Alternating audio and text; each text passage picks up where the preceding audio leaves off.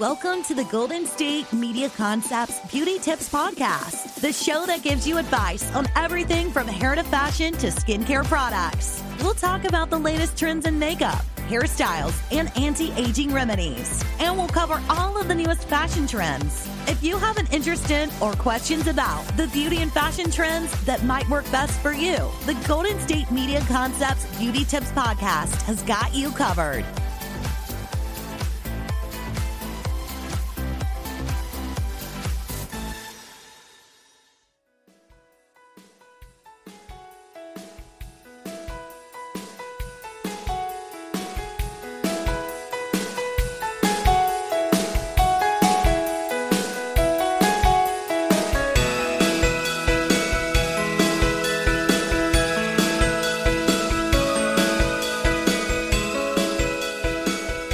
Thank you for tuning into the GSMC Beauty Tips Podcast, brought to you by the GSMC Podcast Network. I'm your host, Jaiden Singh. Introduce myself to everybody. Like I said, my name is Jaiden Singh. I'm 20 years old, and I'm a drag queen. Now, walking down the street, you typically wouldn't see me and just be like, gay. However, I get in drag, all of that changes. I am the capital G gay.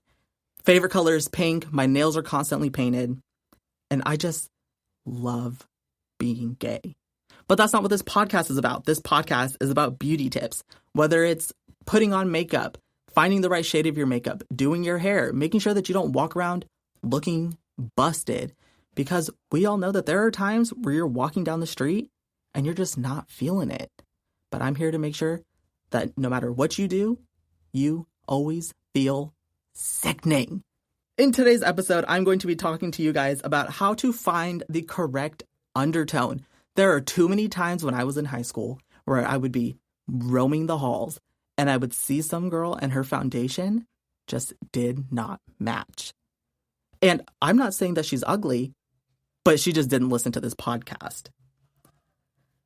The next thing that I'm going to be talking to you guys about is the different types of foundations and the different ways to apply them, because not all foundations are created equal, and the way you apply one might not necessarily work for how you would apply another. Next, I'm going to be talking to you guys about your hairstyle based on the shape of your face. Now, this is something that not too many people pay attention to, but I think it's arguably what makes or break your confidence. And then stay tuned till the end, where I will be giving you the top 5 reasons why I love drag. I'll also be telling you guys why I started drag and the origin of my drag name. Sheer stud in case you missed it in the beginning. So starting off with how to find your undertones. The first thing that you're going to want to do is everything you know about finding your undertone, throw it out the window. I don't want to hear it. Because the easiest way to find your undertone is to look at the veins on your body. Because that'll tell you what color is the most prominent. And then based on that, you can easily pick out what foundation you're going to use to match your skin tone and make sure that you don't walk around just looking a mess, looking crazy. So to figure out your undertones, you're going to want to look at your veins. And if you have more of a dark blue vein, then you're going to want to use a foundation that's a little bit cooler.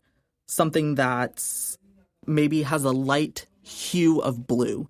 And now you're obviously not going to look for a foundation where it's like blue paint. That's for a different type of drag. You're going to look for something that's a light blue so that it helps match your face to your neck. Because the last thing you want to do, and trust me, it's the last thing you want to do, is have your face not match your neck. Now, if you have a warm undertone, when you look at your wrist, you'll notice that they're kind of a light green maybe. For this, that means you have a warm undertone. And for that, you're going to want to use foundations that are more of a light red or maybe an olive green.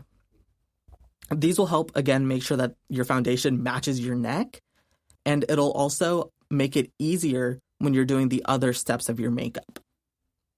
If you have a combination of purple and kind of greenish veins, that means you have a neutral undertone. So with that, what you're going to want to do is look for foundations that are just purely the color of your skin, meaning that when you put it on, it doesn't have that olive green type of warmth to it. It doesn't have that blue kind of coolness to it. You want to make sure that it's as neutral as if you were painting a wall, because that's essentially what putting foundation on is you're painting. Your undertones are heavily determined by whatever season it is. So if it's in the winter, you're not necessarily going to have the same undertones that you would during the summer, obviously because you're more pale in the winter and more tan in the summer. For me, I have this dilemma. Let's not call it an issue because it's just natural. So during the seasons where it's not your skin isn't its typical tone, you're going to want to find a different foundation color, because since your skin is changing, you obviously want your makeup to change with it. I would recommend finding the same brand, just a different undertone.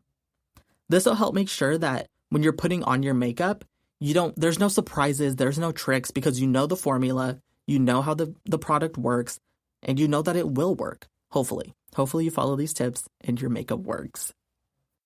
Typically when it comes to undertones, like I said, in the winter, you're probably going to have a cooler undertone. During the summer, it's probably going to be a little bit warmer.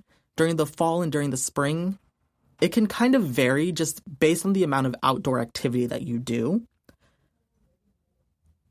And during the times of COVID, you obviously can't just go to your local drugstore, pick up a foundation, put some on your finger, swatch it on your face. That's nasty.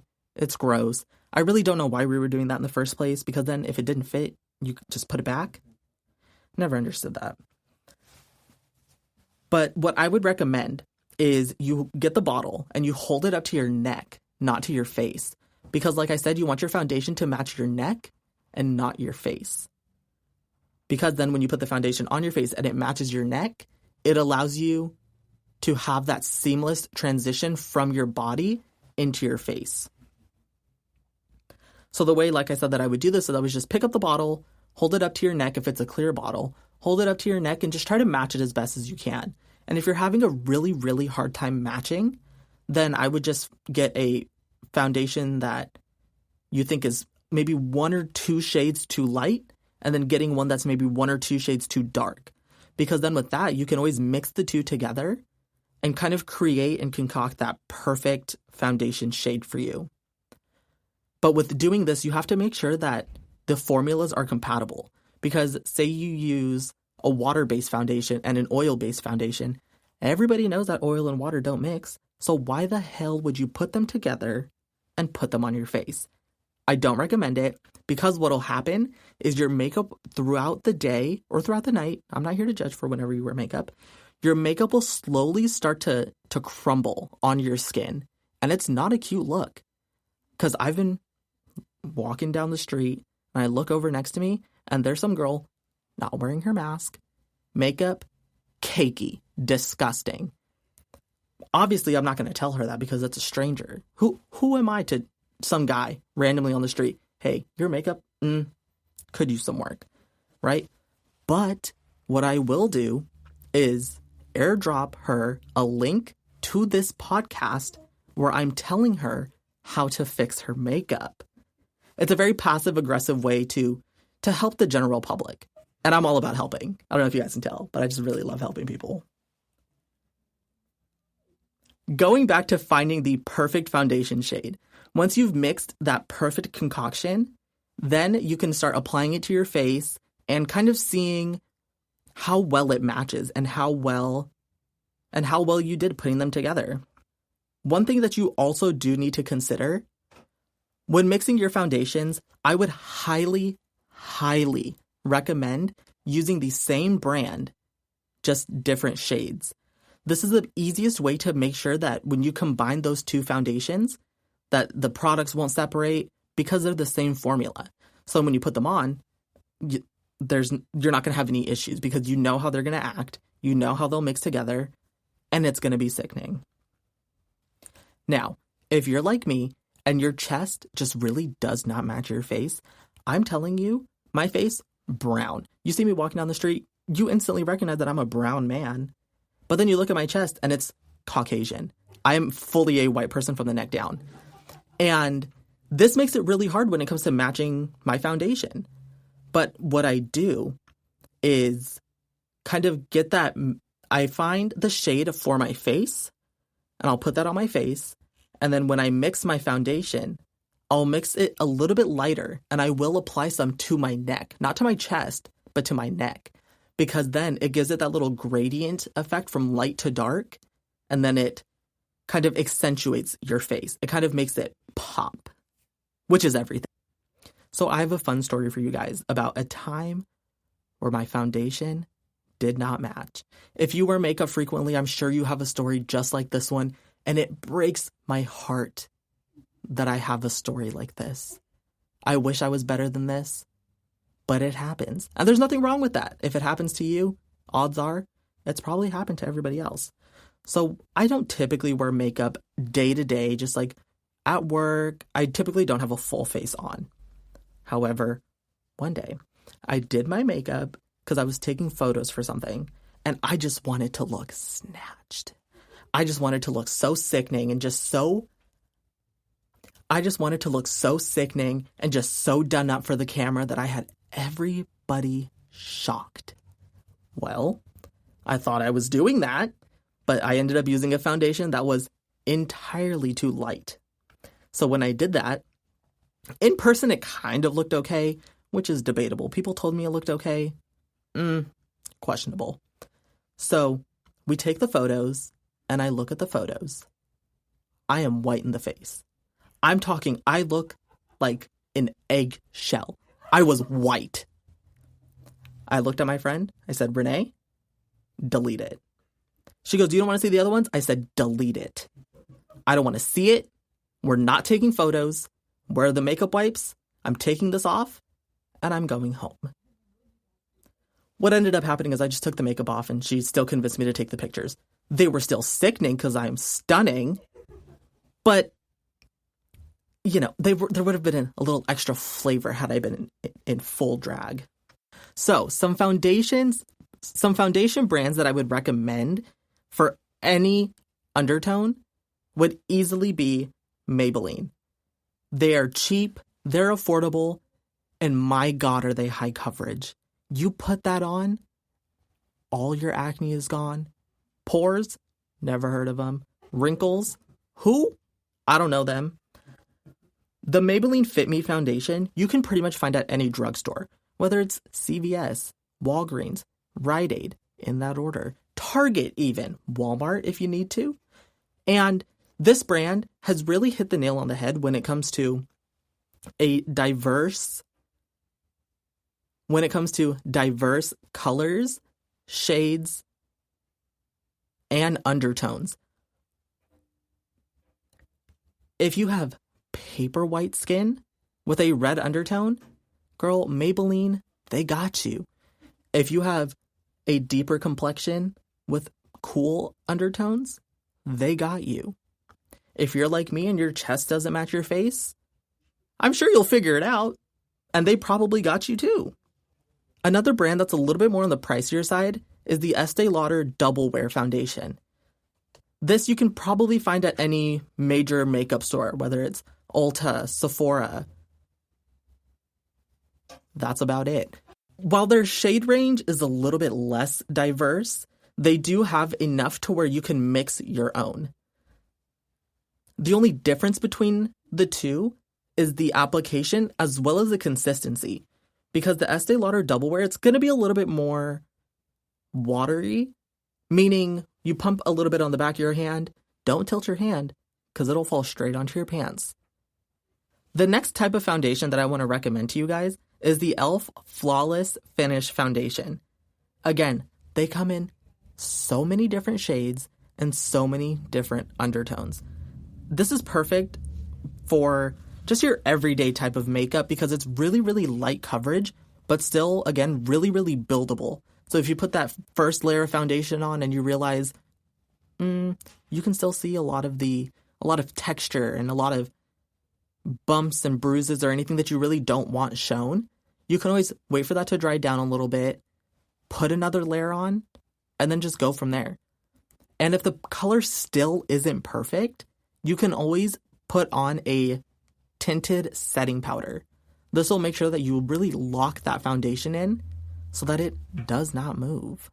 And if you still want to set your foundation, but you don't really want to mess with the undertones and you don't really want to mess with the shade, then I would recommend a translucent powder. All this does is just get rid of that shine. It makes your foundation more matte, and it really just locks it into place. So that way throughout the night, your makeup doesn't flake into the drink of the person next to you, which has happened, and it's not cute. So don't be like me. Set your foundation. I want to tell you guys a little story about how one time I did my friend's makeup and I just did not do it right. All of the advice that I just gave you guys, I threw it out the window. Pretend like I just had no memory of how to do makeup. So what I did is we went to the store, I picked out any random foundation. I still made sure to check the shade. It was an okay match. It wasn't perfect, but this was just for fun. We weren't looking for anything like perfect. And mind you, when you do your makeup, always strive for perfection. So once we got home, started doing the makeup, realized that even in the beginning stages, I realized that this just isn't what I thought it was going to be. Yet I just kept going. I just disregarded all of the rules that I just said for picking out your undertones and making sure that to set your makeup. I just completely disregarded all of that. By the time we got to the end, that foundation was cracked. When I say cracked, I mean it was like crumbling. It was ugly. It just didn't sit right. And it just was not melting into the skin like how you want your foundation to melt into your skin. So the only way to really fix this is to either fix it when you notice that it's happening in the beginning stages, or at the very end, take it all off and do it again, which we didn't end up doing because I lied to this person and told them that it was sickening. So since I just told you how to find the perfect undertone, stay tuned until after the break where I'll get into the different types of foundation and the best way to apply them. The GSMC Life and Happiness podcast takes you on a journey of exploration. We'll discuss tried and true methods alongside the latest trends of how to best live your life to its fullest and happiest. From psychology to meditation, science to self-help books, the GSMC Life and Happiness podcast will help you to discover what makes you happy and how you can live life being the best you possible. Download the GSMC Life and Happiness podcast on iTunes, Stitcher, SoundCloud, Google Play, or anywhere you find podcasts. Just type GSMC in the search bar.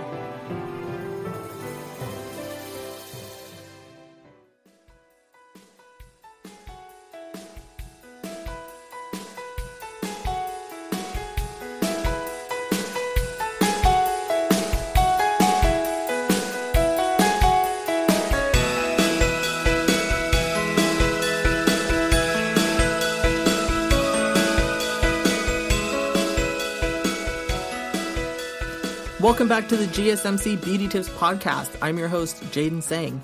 Prior to the break, we were talking about how to find the perfect undertone. Now I'm going to be talking to you guys about the different types of foundations and the best way to apply them. So if you're like me and you have oily skin, now when I say oily skin, I'm talking drenched in oil. I should probably be washing my face 2 times a day. I only do it once. Sometimes not even that. But remember, do as I say, not as I do. Starting off with the different types of foundation, the foundation that you choose should complement the type of skin that you have. Meaning if you're younger, you're going to want to use something that's maybe a little bit more oil-based. But that also might be different if you have dry skin or if you have oily skin. You could even have normal to combination skin. All of these things really do determine the kind of foundation that you're going to wear. So starting with, if you have really dry skin, you're going to want to use something that has some sort of moisturizing property. I would recommend finding a product that's infused with vitamin E oil. I like to use vitamin E oil just right out of the shower as a moisturizer for my skin, just because I feel like it helps really get into those massive pores that I have and really just hydrate the hell out of them. For this, I would recommend the Boots No. 7 foundation. It's moisturizing, it's smooth, and it's incredibly full coverage. Now, this is in probably a medium price range. It's about $12 to $15 depending on where you go, but it's the perfect foundation for if you have very dry skin. If you have really dry skin and you already have foundations that don't really complement that dry skin, what you could always do is just use a really, really hydrating moisturizer and primer. This will help fill in those pores, really get that moisture in there. Then once you put your foundation on, it makes sure that all of that stuff is really sealed in there. So that way you're getting all of the benefits of that hydration without clogging your pores with the nasty chemicals that are in some cheaper foundations. Now, no tea, no shade. Not all foundations are created equal. Some of them are more healthy for your skin, some of them are less healthy. But if you're like me and you just want to look good, just ignore it. And just go for with whatever looks good. Because at the end of the day, when you look sickening, you feel sickening. Now, say you have more oily skin. You're going to want to use something that typically on the bottle, it'll say oil-free or shine control. And these keywords really do make it easy to pick out your foundation. I would recommend the Urban Decay Naked Skin Foundation.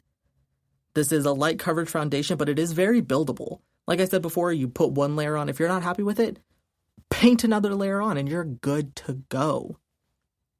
The only downside to the Urban Decay Naked Skin Foundation is that it does have a little bit of vitamin E oil. And if you do have oilier skin, similar to mine, you're not going to want to add an excess amount of oil. But the vitamin E isn't necessarily there to hydrate the skin. It's more of a skincare serum because what it'll do is it'll really help lessen the appearance of your acne scars, which in turn will, when you're not wearing foundation, you'll have more clear skin, you'll have an even skin tone, and then ultimately not need foundation. You know, I really cannot wait for the day to where my skin is just so flawless and perfect, I don't even need foundation. Will it ever come? We'll find out. Probably not at the end of this episode, though. It's probably a lifelong wait, which is okay. We've talked about dry skin and we've talked about oily skin, but what about people with the sensitive skin? The one thing that you want to focus on when it comes to finding a foundation that is good for sensitive skin is making sure that there is no silicone in there. What the silicone does is it'll get into your pores and it'll fill those pores. And if you have sensitive skin, that's just going to irritate your skin. And ultimately, in the long term, it's just not going to look cute. You're going to be old, wrinkly, with like nasty skin.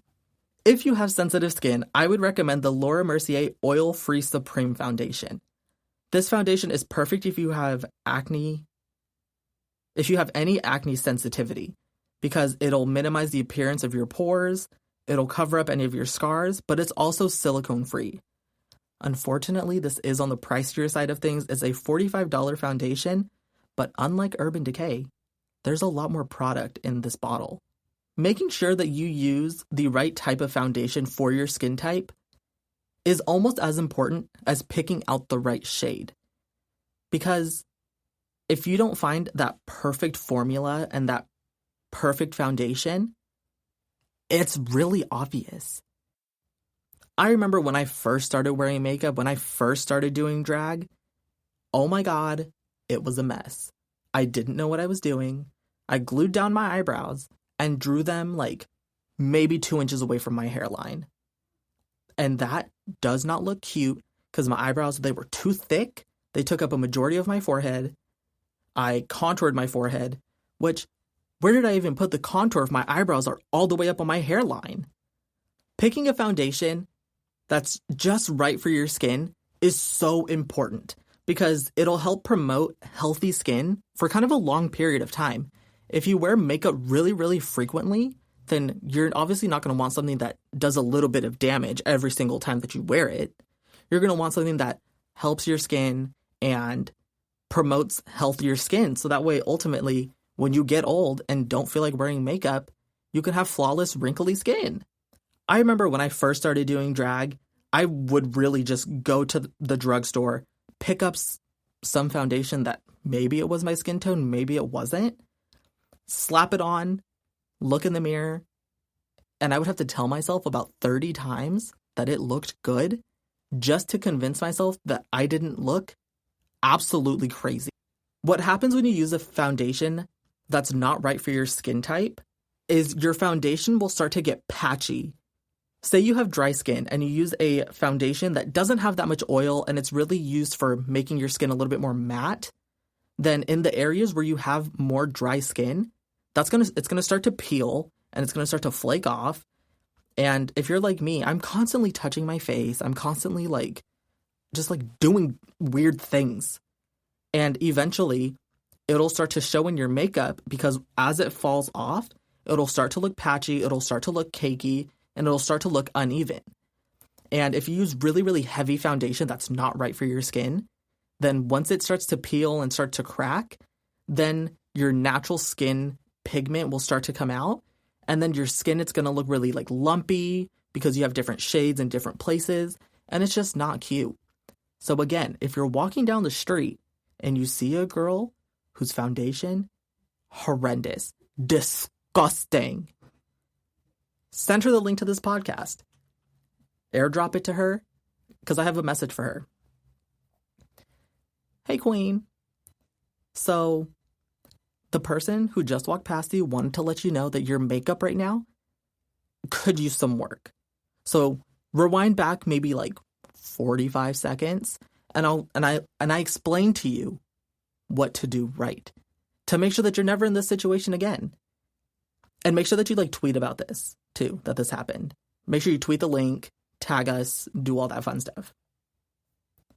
Anyways, back to the different types of foundation. If you're a little bit older and you still want to have a little bit of a light coverage, but still something that promotes healthy skin, I would recommend the Estee Lauder Double Wear. It's 15 hours stay. That is not going anywhere. You sweat, not moving. You cry, not moving. If it's raining, not moving. The reason why I love this foundation is because specifically in my under eye area, I have a lot of creasing because I'm just so tired. Not really. I have a lot of energy. Just under my eyes, I just have bags for days. Not Gucci, not Louis. I'm talking Coach bags under my eyes. Not cute. It's just not it. But if you use this foundation in the areas of your skin that one needs the most coverage and has the most fine lines and wrinkles, this is the perfect foundation to put in those areas because they disappear. Again, this foundation is a little bit on the pricier side. It's about a $37 foundation, and the bottle, it's pretty tiny. However, a little bit does go a long way with this foundation. One thing that sets this foundation apart from all the other ones is the consistency of it. And the consistency of your foundation is huge because that determines whether it's going to be full coverage, light coverage, or like a tube top. Just not that much coverage, just barely covering anything. And sometimes that's the goal. There's nothing wrong with that.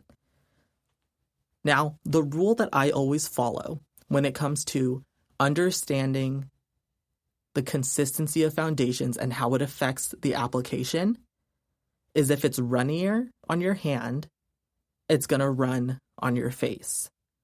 Meaning, you put a little bit on your face and make sure to spread it out. With a runnier foundation, I would recommend putting some on the tip of your fingers and putting it directly onto your skin. Obviously, make sure that you wash your hands and your hands are clean because that's disgusting. Even wear gloves if you want to. I know some queens who wear latex gloves when they put their makeup on. And I should probably start doing that because I don't know about you, but I hate the feeling of foundation like on my hand or even like eyeshadow. Feels sickening on my face, disgusting on the hands. But when you put it on with your skin, it not only warms up the product a little bit so that it blends into the skin easier, but it helps you really like rub that makeup around. The only downside to this is unless you're using really light pressure, you're going to be pushing that product into your pores, resulting in probably some breakouts, maybe some irritation if you have more sensitive skin. But to combat this, what you could do that isn't as effective is a brush. I would recommend maybe a silicone brush, nothing that has bristles. Because if it has bristles, what it's going to do is it's going to trap the product inside those bristles, and you're just losing a bunch of product in the brush. And the brush doesn't need makeup. The brush doesn't need makeup. You do. When you use a silicone brush, it makes sure that that product is sitting just barely on your skin. So that way, if it does get into your pores, that texture doesn't really come through. So that your skin looks more flawless, it looks more airbrushed, and it looks more flat. Again, there is a downside to all of these applications, so you kind of just have to really pick your poison. With using a silicone brush, there is the option of your makeup not being stuck to your skin. And so what'll happen is, say you're doing your makeup, you put your foundation on, and you use a silicone brush, and it starts to get a little warm, and you start to get a little sweaty. Your foundation, quite literally, will start to slide off your face. And it'll start to crease and like fold. Imagine like when you paint your nails and it's not dry and you go to like touch it and it like does that like ripple effect on your nails. Imagine that, but on your face. And with your nails, you can just like lick it back into place, right? You can't just lick your own face. You know what I mean? Like, it doesn't really make any sense. One way to combat this is by, when you do your initial skincare, before you even start your makeup, use a translucent powder. So moisturize your face, you wash your skin, moisturize your face, then get a big fluffy brush, dip it in a little bit of translucent powder, and just rub that all over your face. This will help make sure that all of the skincare that you did before that is really locked into your skin. And then it makes sure that your skin, by doing this, it makes sure that your skin is just dry enough and just has enough texture for the makeup to stick. Because if you paint directly onto steel, you can easily just peel it off. But if you sand it, rough it up a bit, and you paint it, it's going to stay on better because there's something for it to stick to. The next method for applying makeup that I personally love is the Beauty Blender. It's an egg-shaped sponge. You put it under some water, squeeze out the water. It gets massive, probably about the size of your hand. And you just start beating your foundation into your skin. This makes sure that your foundation is in there. And because you're using very quick taps onto your face, you're not really pressing that product in. You're more so just putting it on the outside, halfway through those little microscopic pores, just enough so that it fills those gaps, and it looks stunning. I personally, 10 out of 10, would recommend the Beauty Blender. If somebody has any issues with it, they can take it up with me personally. I will argue with them. I will fight to the death about the Beauty Blender. The next product, and I say this very sadly, because I just don't understand why anybody would do it. And I've mentioned it before, and it's using a brush. I don't understand why anybody does it. It does not make sense to me. If your brush is cheap, and trust me, mine kind of are, you're going to get streaks. It's going to be uneven, and it's just not going to be cute. You don't want streaks on your face for obvious reasons. Keep that for your underwear. I don't care, as long as I can't see it. If I'm walking down the street and I see somebody with streaks in their foundation, I'm not going to point it out because I'm not a mean person. But I will talk about it on this podcast, and I will use them as an example. Don't be like them. Don't. You're better than that. I'm telling you, friend to friend, be better than that. To summarize up this section, use a Beauty Blender. Don't use a brush. If you need to, use a silicone one. But now that we've talked about foundation, let's move a little bit higher up on the face and talk about hair. Tired of searching the vast jungle of podcasts? Now listen close and hear this out. There's a podcast network that covers just about everything that you've been searching. Hey! The Golden State Media Concepts Podcast Network is here. Nothing less than a podcast bliss with endless hours of podcast coverage. From news, sports, music, fashion, cooking, entertainment, fantasy, football, and so much more. So stop lurking around and go straight out to the Golden State Media Concepts Podcast Network. Guaranteed to fill that podcast itch. Whatever it may be. Visit us at www.gsmcpodcast.com. Follow us on Facebook and Twitter, and download us on iTunes, SoundCloud, and Google Play.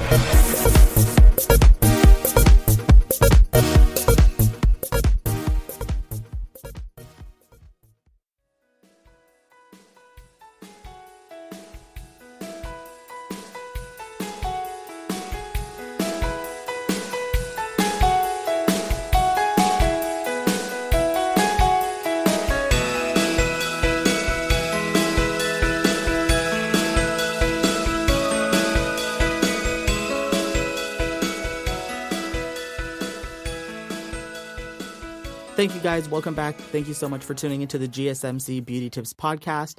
I am your host, Jaiden Singh. So before the break, we talked about how to find your undertones and how to best pick out a foundation for your skin tone. We also talked about the different types of foundation. We have oily, dry, mature skin. We also talked about application, the best ways to apply the different types of foundation. Because like I said before, not all foundations are created equal. And after the break, we are going to be talking about the top 5 reasons why I love drag, why I started drag, and the origin of my drag name. So stay tuned till the end where I will go through all of those. So let's start talking about face shape. There's 6 different types of shapes that your face can have. All of these shapes are determined, who knows how. Maybe it's genetic. I have no clue. I'm the least qualified person to be talking to you about genetics. Nonetheless, the shape of your face can really limit the types of hairstyles that you can have. So the 6 different types of face shapes, we have diamond, round, square, oblong, heart, and oval. All of these things are going to have a different combination of forehead sizes, the length of your face, how square your chin is, and everything like that. But luckily for you, I'm here to tell it all. So I'm going to break down all 6 of these shapes and tell you exactly how to find what your face shape is. Then I'm also going to be telling you guys the type of hairstyle that I think would best suit that face shape. So starting with the oval shaped face. The oval shape, there's been studies done and it proves that the oval shape for a feminine face is the most ideal. Why is there an ideal face shape? I don't know. Maybe it has to do with symmetry. Maybe people just have a personal preference. I don't really know. Personally, I think all of these head shapes are gorgeous, and it's not about the shape of your face. It's about what you do with the shape of your face. How you accessorize your hair, how you put your hair up or how you leave it down, how you cut it, even how you color it, because I live for some colorful hair. If you have colorful hair, I'm obsessed with you. I don't really care what color it is either. So starting with the oval-shaped face, there's not really going to be any hard definition on any of the facial features. Meaning your chin isn't probably going to be sticking out super far. Your cheekbones are relatively smooth and flush with your face, meaning they're not really protruding. When it comes to your forehead, you're probably going to have a little bit more of a smaller forehead. Nothing that's too wide, nothing that's too long. The oval-shaped face is perfect because of its symmetry and the way that the left side of your face is pretty much going to mimic the right side of your face. The next shape is going to be the heart-shaped face. This is the personal one that I have. I love it. It's so cute, especially because Valentine's Day is coming up. Like, I really don't have to get anybody anything because I just, hello, my face is the shape of a heart. Anyways, with a heart-shaped face, you're typically going to have a little bit of a wider forehead. Not necessarily the space between your eyebrows and your hairline, more so from temple to temple. So your forehead's going to be longer, not necessarily wider. You're probably going to have more of a pointed jaw. And if you're anything like me, my jaw kind of goes down and out a little bit. So it's almost like a hook, but not quite it's not the hook that you would imagine. You're probably going to have a little bit more wider cheeks, meaning not necessarily from the edge of your nostril over to your sideburn, more so wider cheeks in the sense of the top of your smile lines up to around the corner of your eye. So that space is going to be a little bit more full. It's going to be a little bit more wide. And if you have a heart-shaped face, the best way to figure out if you do have one is just lift up your hairline and follow the shape of your hairline. And if you notice that there's a tiny little like divot in your hairline where there's like teeny tiny little triangle right in the center, that's going to be known as the widow's peak. And this is the best way to know if you have a heart-shaped face because, as many people know, the center of the heart, there's a little divot in there, and your face will kind of mimic that same kind of shape. So like I guys told you before, I have a heart-shaped face. So out of drag, my hair is really, really short on the sides, and I'm currently working towards growing at the top of my hair so that I can just have inches for days because everybody loves just that thick, full, healthy Indian hair.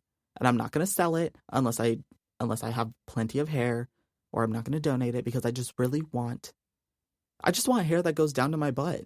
I just want to be able to walk down the street and just flick my hair back and forth and kind of hear that snap towards the end.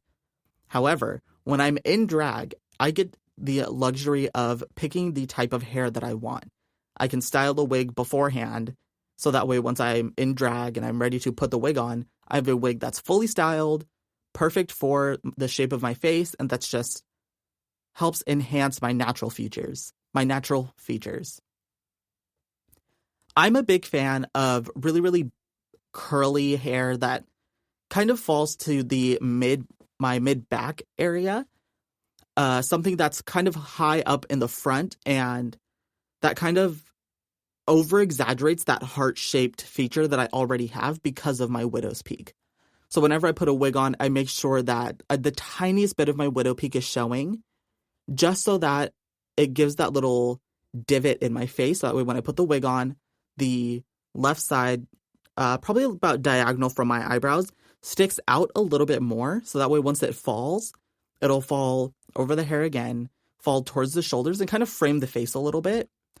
I also really like wigs that are really flat to the head. So if you were to take human hair and get a flat iron and just like really straighten it down and get it pinned straight, I really like the way that looks because even with a heart-shaped face, I find that shorter hair, again, neck length, works perfect because it allows you to kind of have more mobility.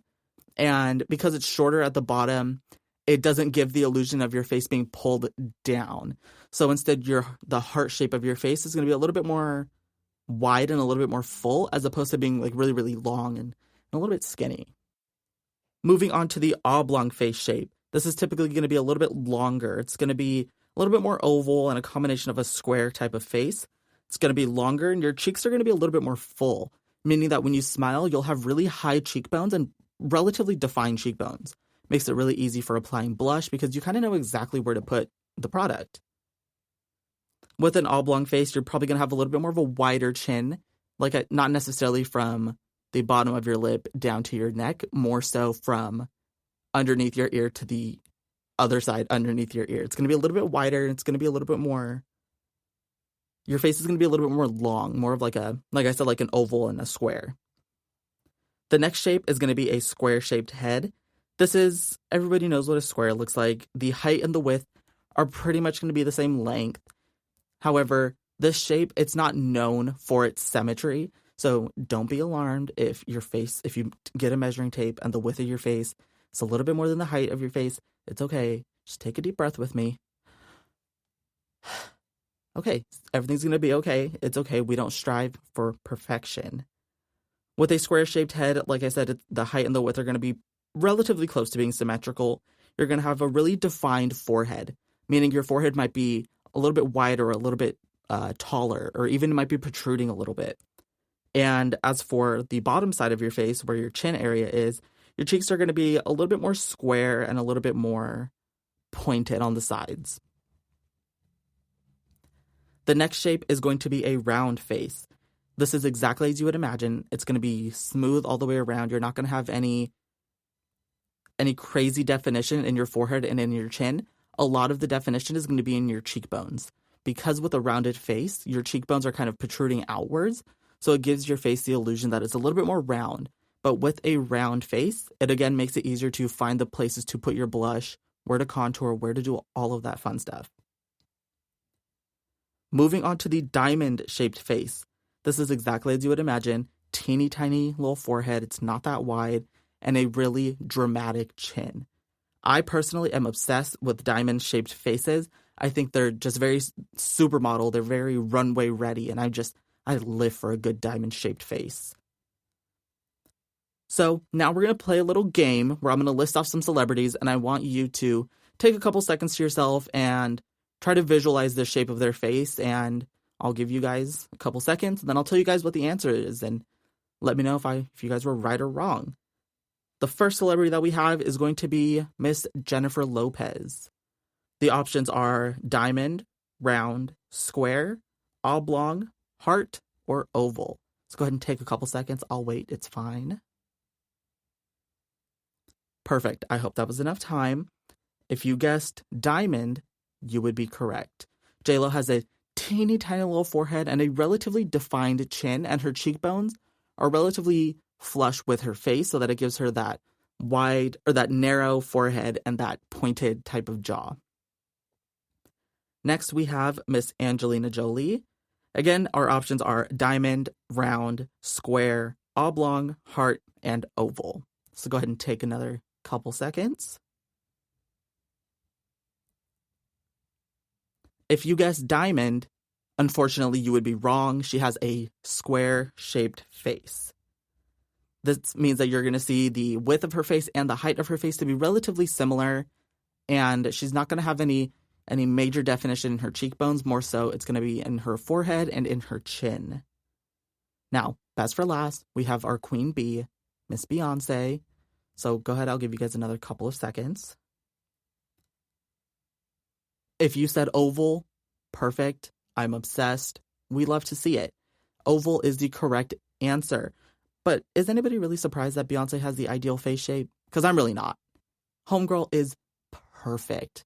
You could really show me any picture of Beyonce, and I would say, yep, there is nothing wrong with that photo. Unless you pull up her early photos where she has like those really choppy like baby bangs. But we don't talk about that. We pretend that that doesn't happen. And so now I'm going to be giving you guys the best type of hairstyle to have for whatever face shape you have. So starting with the ideal face shape, which is going to be the oval, I live for a good little symmetrical, hard line, very blunt, very crisp, sort of edgy type of hairstyle. It can be anything from a shoulder length bob to anything that kind of just shows how dramatic and how perfect your face is. Because if you have the perfect face shape, you best believe I would be using that as an excuse for everything. Oh my God, the line at the grocery store is too long. Hi, excuse me. Hi, my face shape is ideal. I'm just going to head to the front. If I had an oval face, I would be doing that all day, every day. And there's nothing wrong with that if you do. Moving on to the round shape face. I don't care if you love bobs. I don't want to hear it. If you have a round face, you are not allowed to do a bob. They widen the face too much, and they're going to make your face not necessarily look fat, but it's going to make your face look a little bit wider. Because with a bob, the sides are kind of protruding so that it enhances that roundness that you see towards the cheeks. Instead, go for some long hair. Long hair will really help elongate the face and give the illusion that your face is a little bit longer. I would also do a little bit of layering, maybe to frame the face a little bit, or even maybe towards the back, just to make your hair a little bit more lively and less dead. Next is going to be the square-shaped face. I love a square face with a nice rounded bang at the front, because this again gives the illusion that your face is a little bit more rounded and a little bit more soft. I would also recommend that with a square-shaped forehead, you do some layering again towards the front of the face. That'll help frame the face just so, again, it gives that illusion of that more oval-shaped face. For oblong, you're going to want a little bit of longer layers that will typically fall just at your cheekbones. This is perfect because it kind of gives that illusion that the length of your face is a little bit cut, just so that way your face doesn't look so long. I would probably recommend either layers that... I would recommend neck length hair, whether it's the bottom of your chin or just a little bit right above your shoulders, that would be perfect. And then just a little bit of layering right in the front would look stunning. The next shape is going to be the heart shape. Short hairstyles and a heart-shaped face just go together. They're perfect. They're in love with each other. There is no perfect match than short hair that's a little bit rounded towards the chin and maybe even a little side bang moment. Just something that plays with the shape of your face. Last but not least, we're going to have the diamond-shaped face. For the diamond-shaped face, any length is really going to be okay because you're not necessarily looking for something that elongates the face or shortens the face. Just because the height of your face is perfect, what you're going to want to focus on is the width of your face.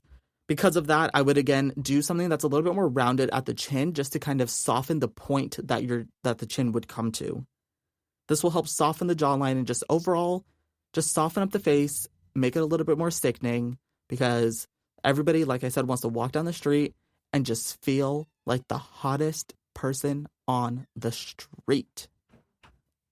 Coming up after the break, I will be talking to you guys about the 5 reasons why I love drag, why I started drag, and the history behind my drag name, which is Sheer Stud. Welcome back, everyone, to the GSMC Beauty Tips podcast. I'm your host, Jaiden.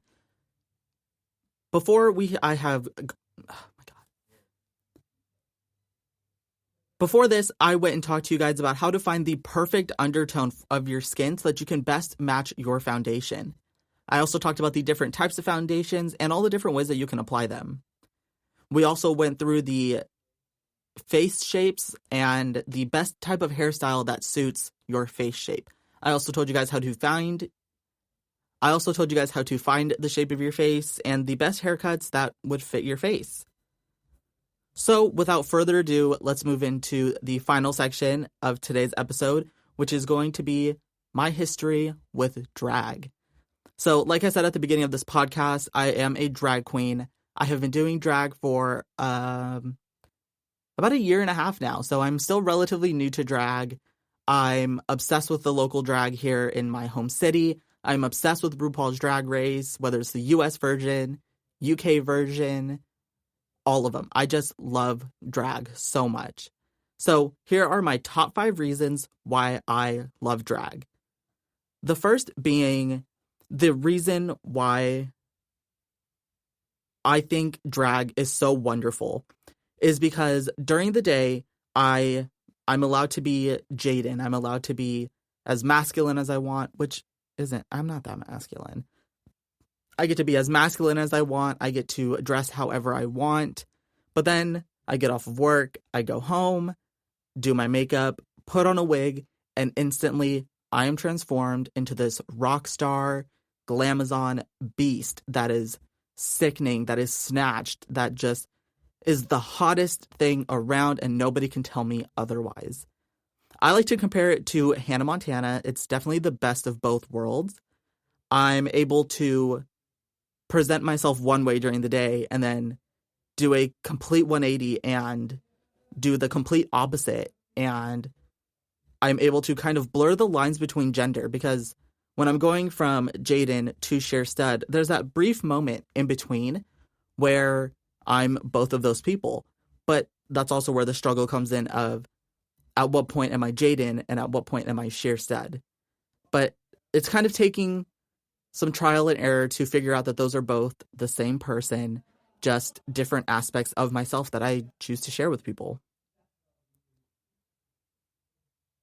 When I was growing up, I was obsessed with Hannah Montana. I wanted to be her. I wanted her closet. I wanted her outfits. I wanted the fans. I wanted it all. So when I first found drag and I found out that I can live a normal life during the day and then in the evening, come the nighttime, I'm able to transform into this creature that is just so confident and so powerful that all of my insecurities that I had throughout the day about being my normal self, those insecurities didn't really exist because I no longer was Jaiden, the person who is insecure. I'm Sheer Stud, icon. I'm sheer stud, icon, legend, stunning beauty.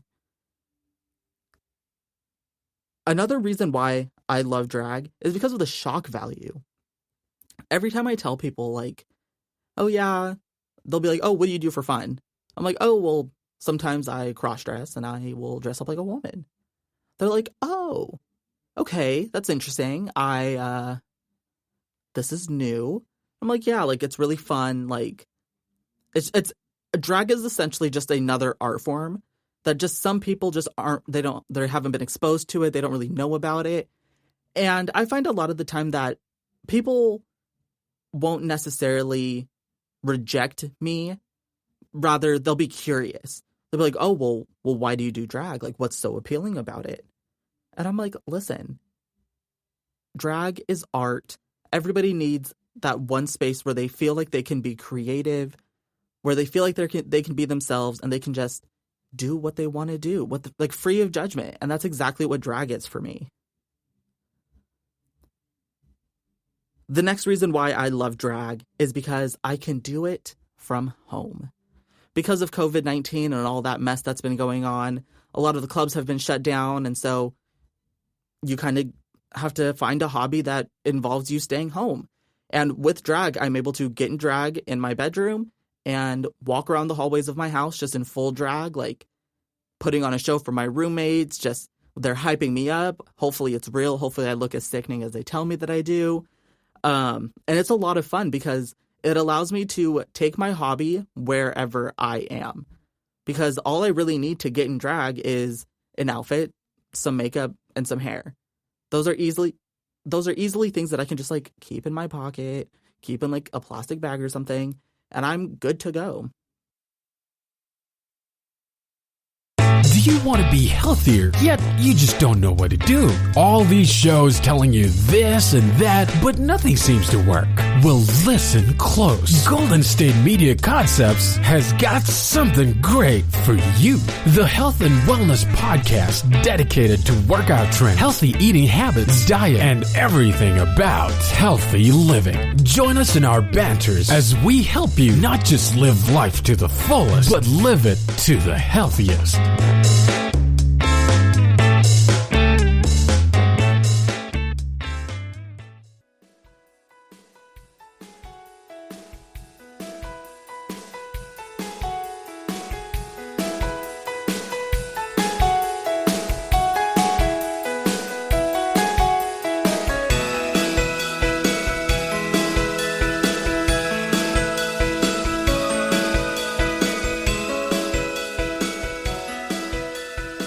The fourth reason why I love drag is because drag queens are the new rock stars.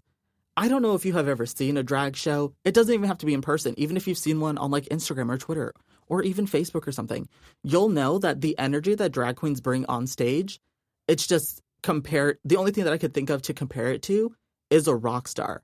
People are doing flips, people are screaming, people are just headbanging, having fun. There's hair flipping, there's flips, like there's just so much going on, and it's such a sensory overload that the only place where you would find that is a rock concert.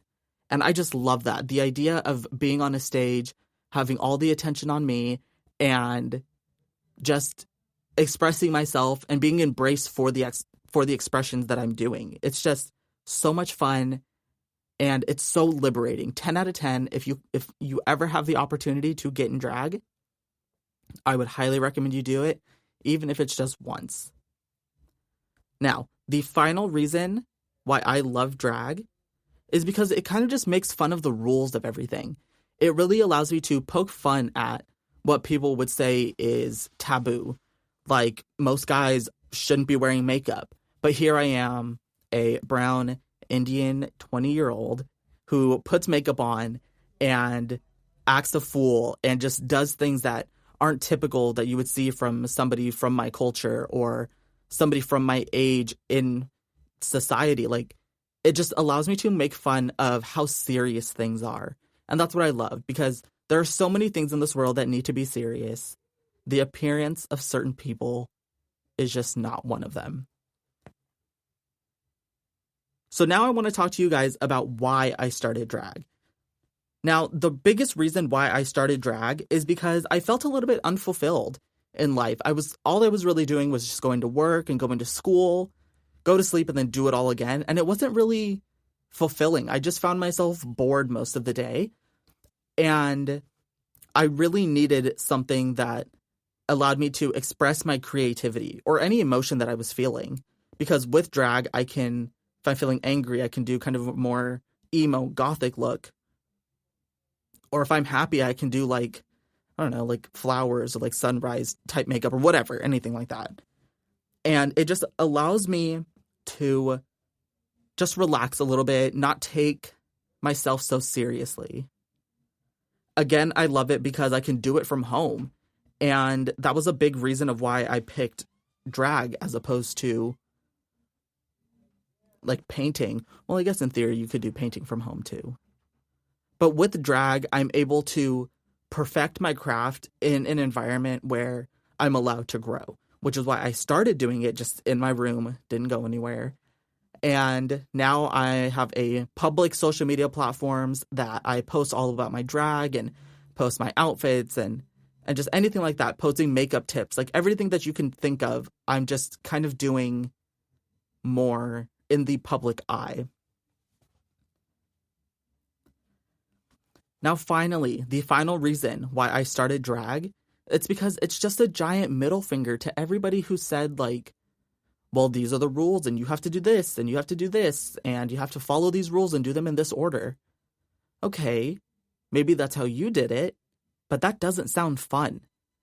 I understand that everybody has a goal in life, and everybody has to achieve that goal. So does it really matter the steps you take to achieve that goal? Does that make sense? Because in my head, the ultimate goal is to just be happy. But everybody thinks that they have the answer to be happy. But what works for one person isn't necessarily going to work for the next person. So for me, drag allows me to take what makes me happy and turn it into something that I can make myself happy with for a long time. Because there's just so many ways I can grow my drag. I can tweak my drag. I can stop drag if I wanted to. Like, there are no rules to drag. And that's what makes it so much more interesting and so much more fun. So now let's talk about the origin of my drag name, Hairstyle. So before I was a political science and journalism major, I worked in construction management. That's right. Little gay old Jaiden working in construction. I had no business. Let me tell you, I was walking around work, painted nails, gay outfit, just sprinkling gay all throughout the construction site. I truly had no business there. So for most of my adult life, I've worked in construction. My work history for the past 3 years is working as a project engineer intern. But I recently found that, again, it just wasn't, I don't know, it didn't really feel right for me. So the term sheer stud is a construction material. Now, I don't want to explain the origin and what the word means, because that's just like some boring construction. So we're just not really going to get into that. But we're more so going to talk about why I chose to make fun of the field that I used to work in. So construction is mainly a masculine field. It's a relatively conservative field of work. And from my experience, you're typically not going to find a lot of people who are accepting of things that are different than what they grew up with. Whether it's just their upbringing or just their experience, regardless, people are allowed to feel however they feel. But I just find that in construction, you typically will face a little bit of pushback when it comes to cross-dressing specifically. So, since I said, one of the funniest things that I ever did that kind of blurred the lines between being a cross-dresser and working in construction was doing a construction-related photo shoot. My best friend and I went to Reno, Nevada. I had a bunch of drag outfits with me so that I could decide once we were there what I was going to wear. Brought all of my wigs, a bunch of my makeup, and I got in drag. And one of the accessories that I brought with me was this construction jacket. It's a high visibility safety jacket. It's mainly used for like construction workers who are in the rain and working outside, like road construction. And I decided, you know what? Let's put this on. Let's have a photo shoot. Let's just make it look like I'm just a drag queen on a construction site.